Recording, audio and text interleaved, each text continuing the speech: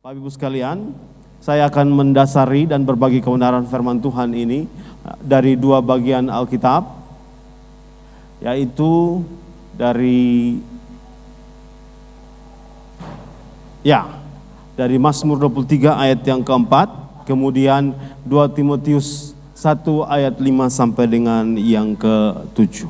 Kita akan buka bersama-sama dan kita akan baca bersama-sama Mazmur 23 ayat yang keempat. Kemudian kita akan baca sama-sama 2 Timotius pasal 1 ayat yang ke-5 sampai dengan ayat yang ke-7. Mazmur 23 ayat yang keempat, kemudian 2 Timotius pasal 1 ayat yang ke-5 sampai ke-7. Mari kita bangkit berdiri. Sudah kok? Mazmur pasal yang ke-23 ayat yang keempat. 1, 2, 3. Sekalipun aku berjalan dalam lembah kekelaman, aku tidak takut bahaya, sebab Engkau besertaku. Gadahmu dan tongkatmu, itulah yang menghibur aku. Kita buka 2 Timotius pasal yang ke-1 ayat 5 sampai dengan ke-7.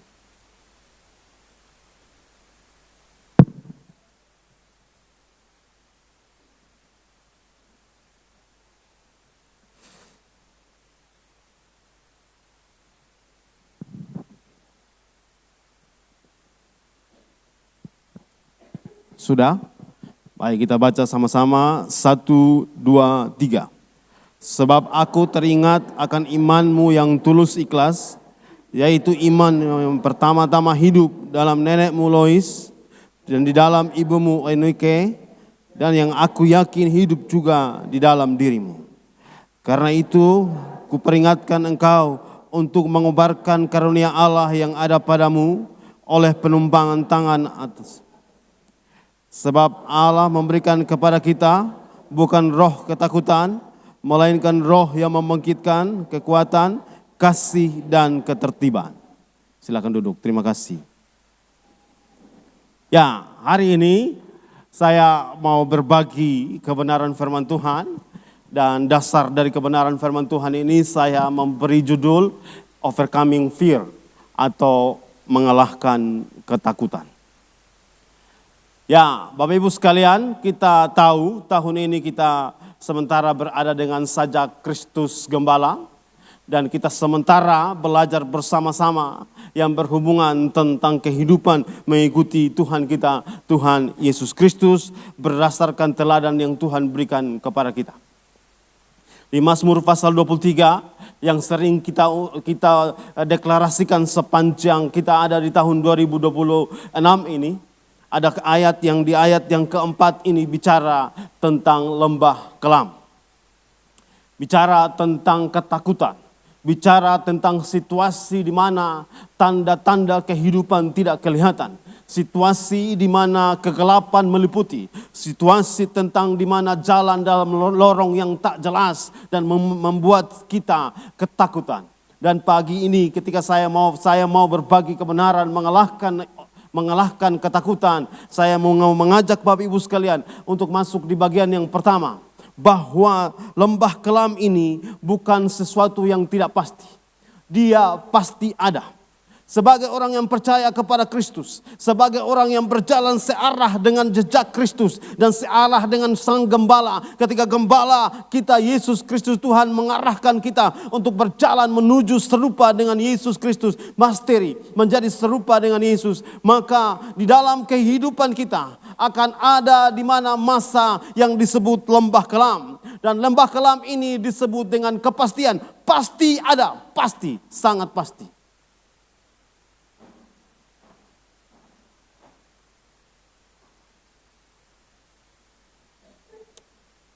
Daud menyebutnya, sekalipun aku berjalan dalam lembah kelam. Daud menyebutnya dalam perjalanan mengiring Yesus. Daud menyebutnya dalam perjalanan mengiring Tuhan. Dalam perjalanan kita mengiring Yesus. Dalam Mazmur pasal 23 ini akan ada masa di mana kita masuk dalam lembah kekelaman. Tapi Daud menulis, dia bukan hanya dalam posisi menjadi kita berkemah atau kita tinggal dalam lembah kekelaman. Daud menyatakan bahwa lembah kelam itu akan ada dalam kehidupan kita. Persoalankah atau kegelapan kehidupan kita yang kita tidak lihat tanda-tanda bergerak maju dalam kehidupan kita. Daud bilang tidak tinggal diam, tapi kita bergerak berjalan melewati. Maka di bagian pertama saya masuk dan menyampaikan tentang apa itu lembah kelam, apa itu ketakutan. Maka saya menyampaikan tentang kepastian memasuki lembah kelam.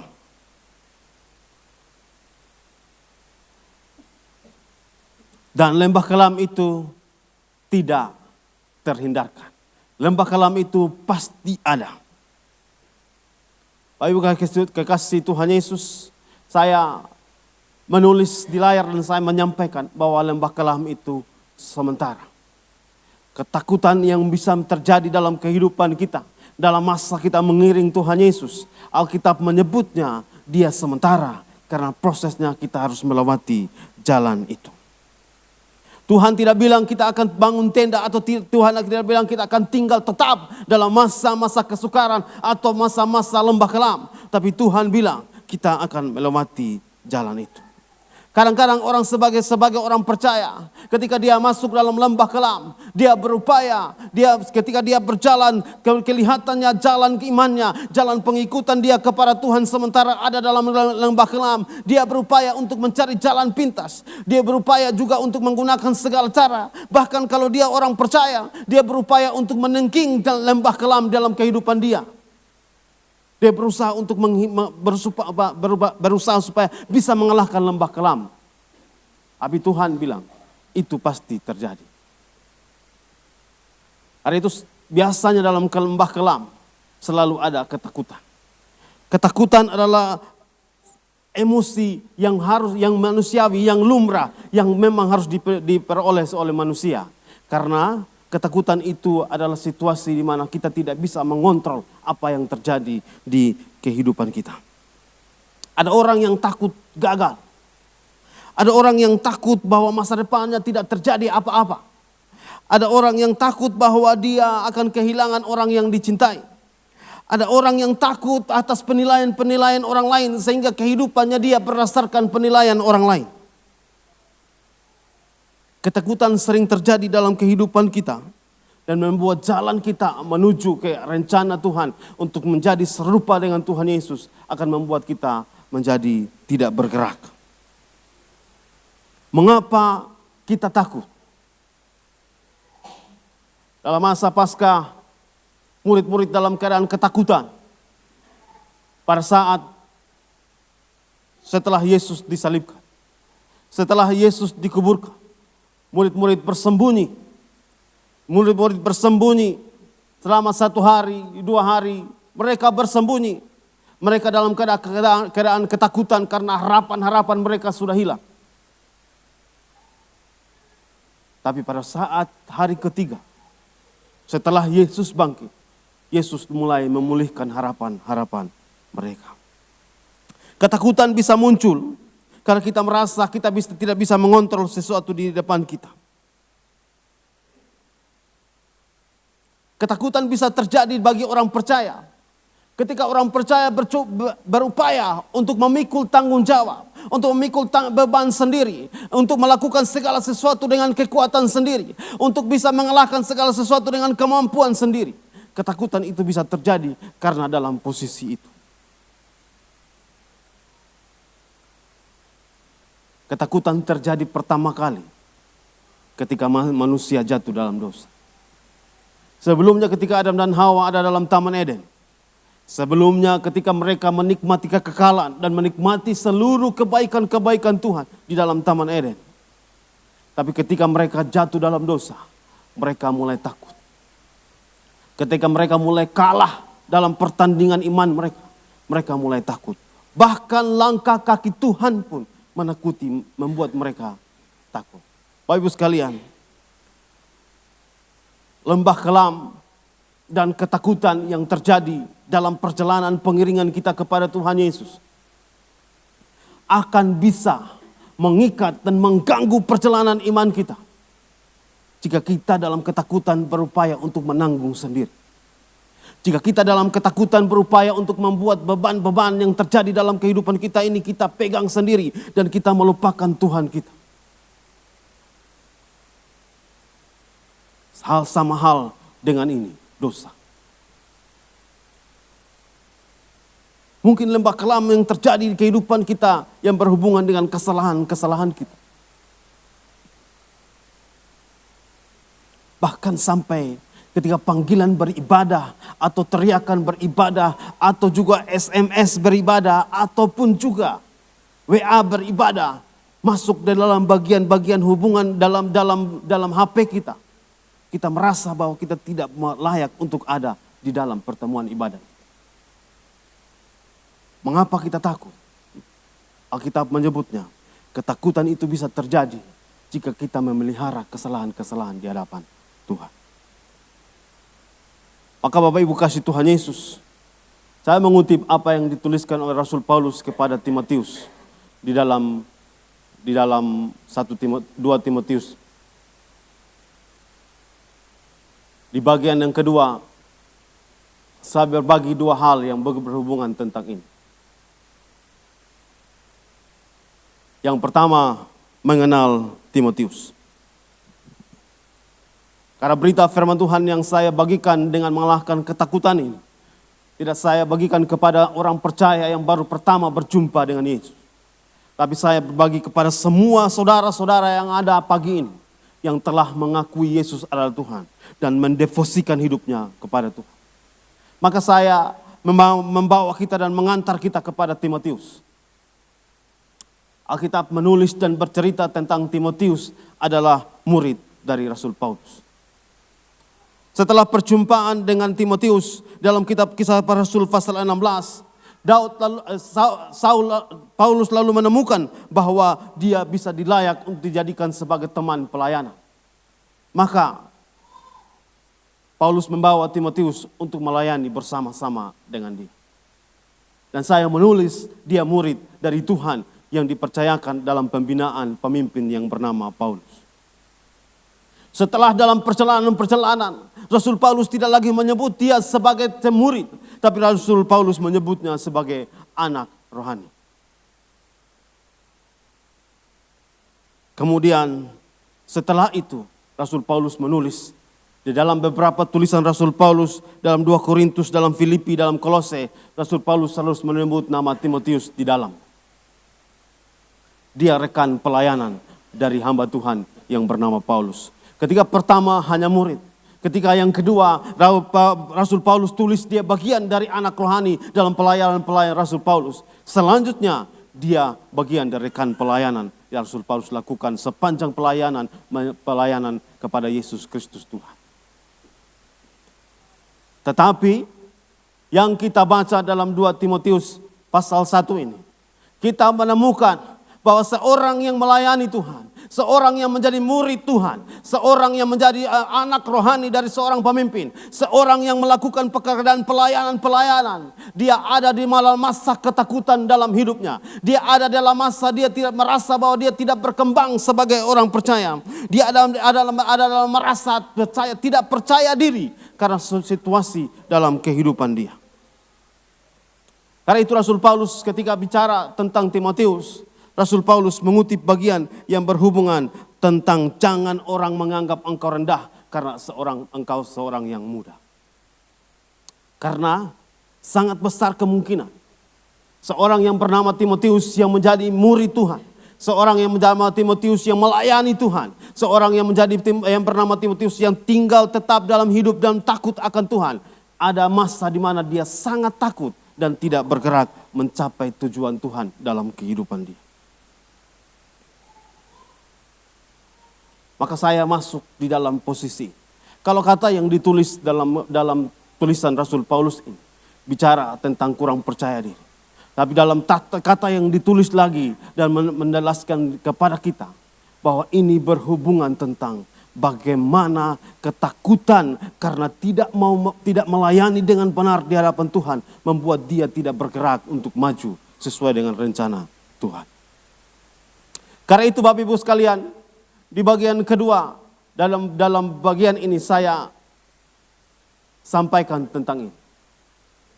Dari bacaan yang kita baca, Rasul Paulus menulis bahwa ingatlah iman yang telah ditaruh oleh nenek moyangmu, ditaruh oleh Lois nenek moyang.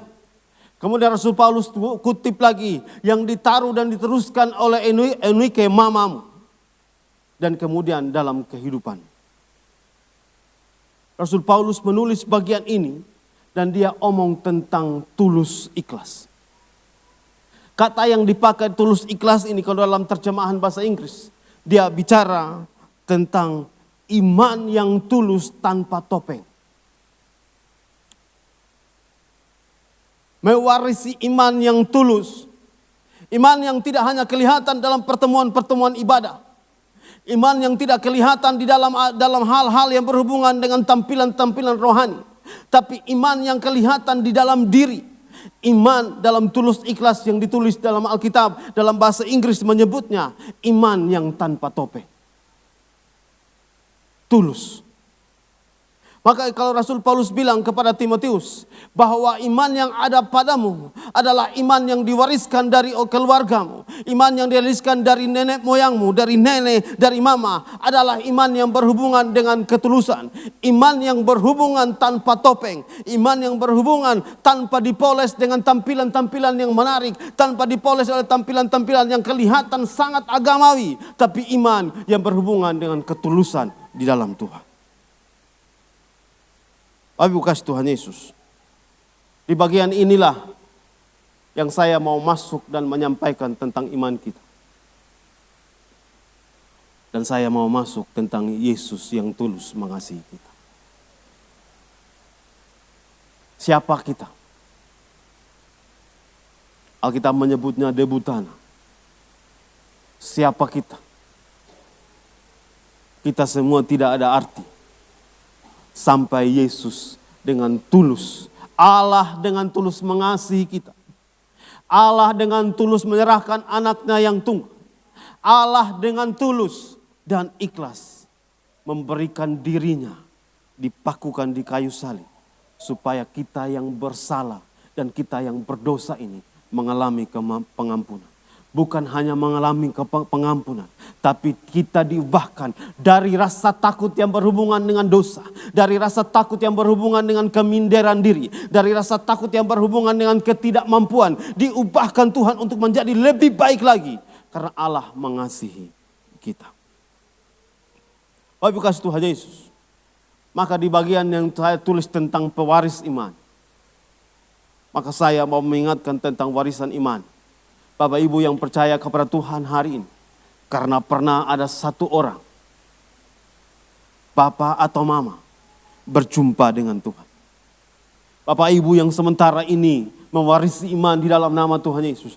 Pernah ada orang datang dan bicara bahwa Yesus adalah Tuhan. Pernah ada orang yang datang dan mendoakan dan taruh tangan di pundakmu dan bicara bahwa Tuhan mengasihi.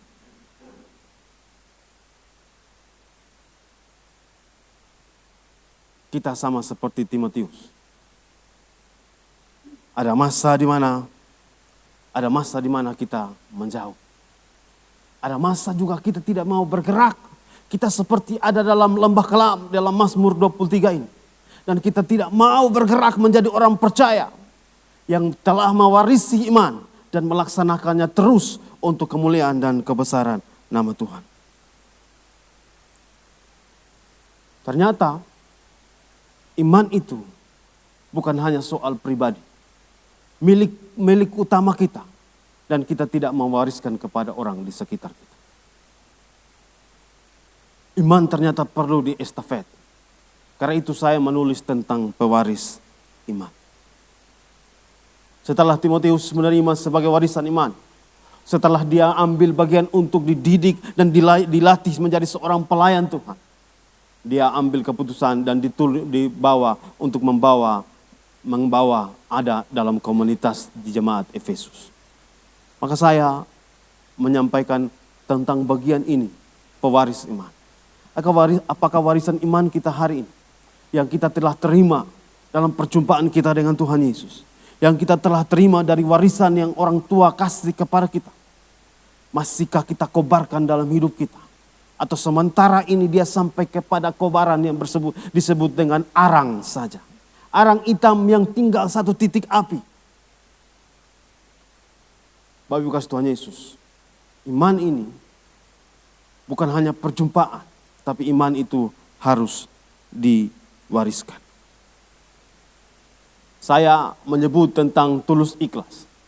Karena apa yang ditulis Alkitab tentang Lois maupun Eunike terlihat dalam kehidupan Timotius mengasihi Tuhan. Bapak Ibu kasih Tuhan Yesus.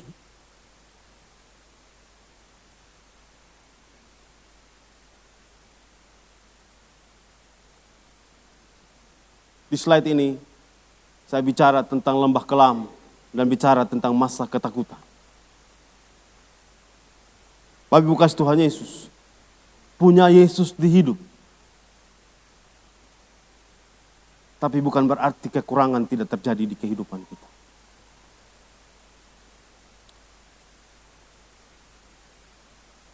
Pada saat 5.000 orang mengikuti Yesus, seperti yang dituliskan di Alkitab. Pada saat Yesus ada di dalam komunitas itu, ternyata mereka mengalami kekurangan. Dan Alkitab menyebutnya mereka kekurangan makanan. Matius pasal 14 ayat yang ke-15 sampai 17. Punya Yesus di hidup. Tuhan Yesus ada berjalan bersama dengan mereka. Tuhan Yesus bersama-sama dengan mereka. Tapi mereka mengalami kekurangan. Punya Yesus di hidup bukan berarti tidak ada badai. Karena Yesus berjalan bersama dengan murid-murid. Yesus tinggal bersama-sama dengan murid. Kitab Markus pasal 4 bercerita bahwa Yesus jalan dengan murid-murid dengan perahu. Dan pada saat berjalan dengan Yesus dalam perahu itu, maka badai datang. Maka punya Yesus di hidup juga bukan berarti tidak ada badai yang menghantam kehidupan kita. Alkitab menulis tentang pernikahan di Kana dalam Yohanes pasal 2. Punya Yesus di hidup juga bukan berarti pernikahan kita, pernikahan yang di dalam kehidupan kita tidak mengalami persoalan. Ada persoalan. Bahkan dicintai Yesus sama seperti yang ditulis dalam kitab Yohanes pasal yang ke-11. Dikasihi oleh Yesus bukan berarti masalah sulit tidak terjadi dalam kehidupan kita. Lazarus dalam Yohanes pasal 11 yang dikasihi oleh Yesus mengalami masa sulit dalam kehidupan dia. Bahkan sampai kematian. Bahkan Yesus membiarkan dia mati. Tapi kasih Tuhan Yesus. Punya Yesus bukan berarti tidak ada kekurangan. Punya Yesus bukan berarti tidak ada badai. Punya Yesus bukan berarti pernikahan kita tidak ada persoalan-persoalan. Punya Yesus bukan berarti tidak ada dalam kehidupan kita tentang perkara sulit. Tapi ini yang saya mau bagikan.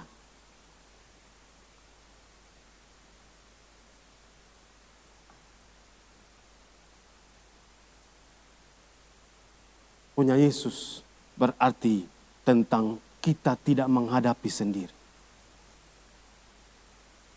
Punya Yesus di dalam kehidupan kita bukan berarti tidak ada bencana dalam kehidupan, tidak ada persoalan, tidak ada kekurangan, tidak ada sakit penyakit dalam kehidupan kita.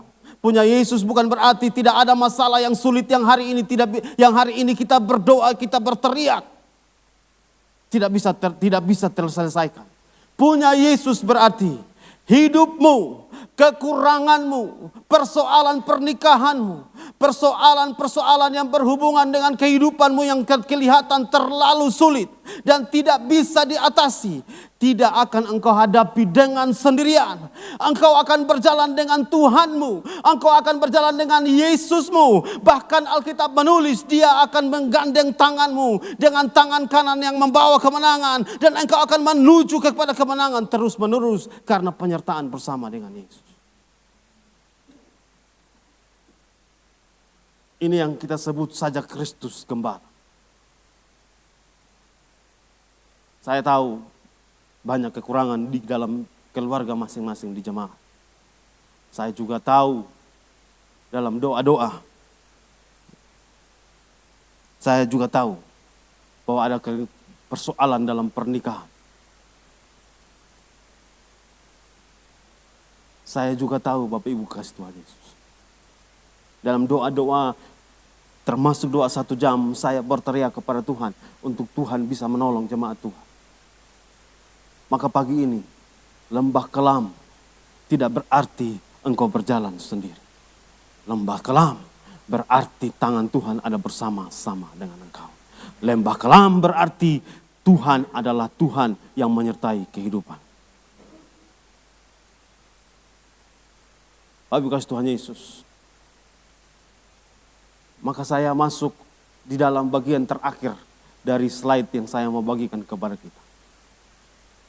Di ayat 6 dan ke-7 dalam 1 Timotius pasal yang ke-2.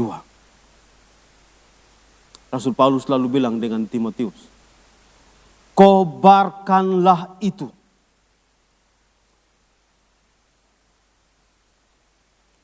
Kobarkanlah karunia Allah yang ada padamu. Rasul Paulus bilang, engkau sudah diurapi. Engkau telah menerima Yesus sebagai Tuhan. Roh Kudus telah ada dalam perjalanan hidup. Rasul Paulus bilang Tuhan telah berjalan bersama-sama dengan engkau. Karena itu ketika ketakutan atau ketika lembah kelam ada dalam kehidupanmu, Alkitab menyebut kepada kita, ternyata kita harus mengambil keputusan untuk kobarkanlah. Kata kobarkan dalam bahasa Inggris atau kata kobarkan dalam bahasa asli, dia menulis tentang bara api yang sudah mati atau arang yang sudah kelihatan sedikit sekali apinya. Perlu dihembuskan angin. Perlu diusahakan segala macam cara supaya api itu tetap menyala. Perlu dijaga dengan cara yang baik untuk supaya api itu tetap menyala. Karena itu Bapak Ibu kasih Tuhan Yesus. Saya mau masuk dalam bagian ini. Mungkin dalam kehidupan kita sebagai orang percaya sama seperti Timotius. Mungkin saja ketakutan sementara mengganggu kita. Mungkin saja rutinitas kehidupan kita akhirnya membuat api di kehidupan kita tidak menyala. Seperti pujian kita yang tadi kita menyalalah Tuhan. Mungkin karena rasa tidak percaya diri. Mungkin karena terlalu banyak rutinitas akhirnya api kita tidak menyala. Kobarkanlah itu.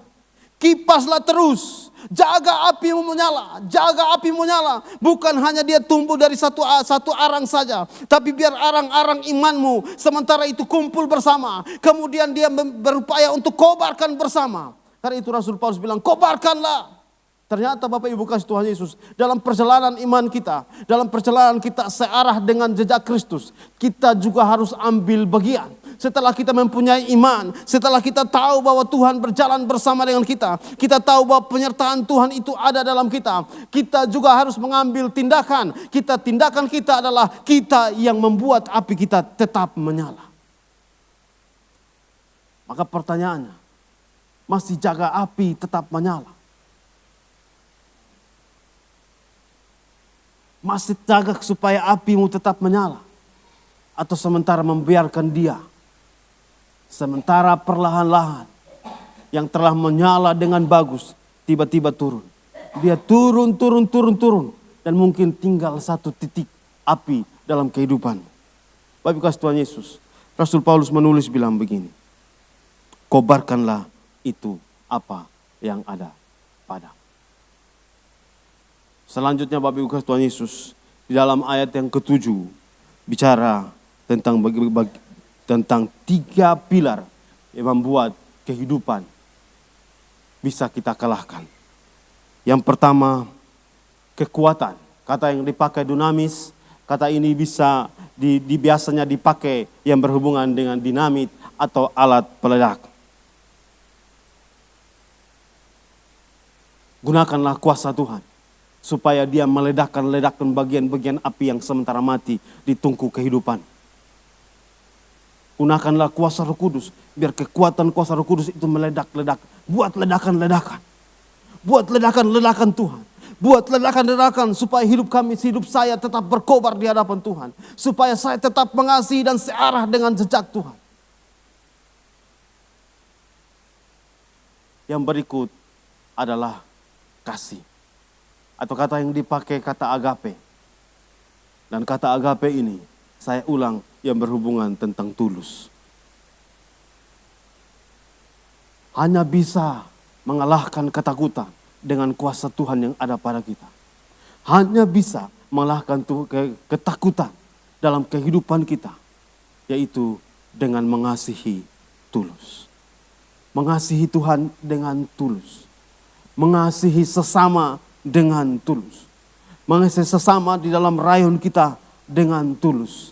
Mengasihi sesama dalam gereja di mana kita berjemaat dengan tulus. Tanpa kita memberikan karena dia begitu, karena dia begini. Tapi mengasihi dengan tulus. Dan yang ketiga, kata yang dipakai dalam bahasa Indonesia ketertiban. Kata yang dipakai dalam Alkitab bahasa Inggris terjemahan King James berkata sound mind atau ketenangan pemikiran. Kehidupan yang tenang. Hidup yang tenang yang berhubungan dengan mengontrol cara pikir kita supaya ditaklukkan di hadapan Tuhan. Bapak Ibu Tuhan Yesus, teman-teman musik boleh disilakan datang. Saya mau menyampaikan bagian akhir dari berita firman Tuhan ini. Mungkin karena lembah kelam yang sementara engkau jalani hari ini membuat api kehidupan perlahan-lahan mulai meredup. Ingatlah bahwa Tuhan berjalan bersama denganmu. Ingatlah dan kobarkanlah iman. Ingatlah kuasa Tuhan yang ada padamu, dinamis, dan biarkan dia meledak-ledak di dalam kehidupanmu. Lakukanlah kasih agape dalam kehidupan. Dan berolehlah kehidupan dengan pemikiran yang berfokus kepada Tuhan. Biar hidupmu tetap searah dengan jejak Yesus Kristus, Tuhan kita.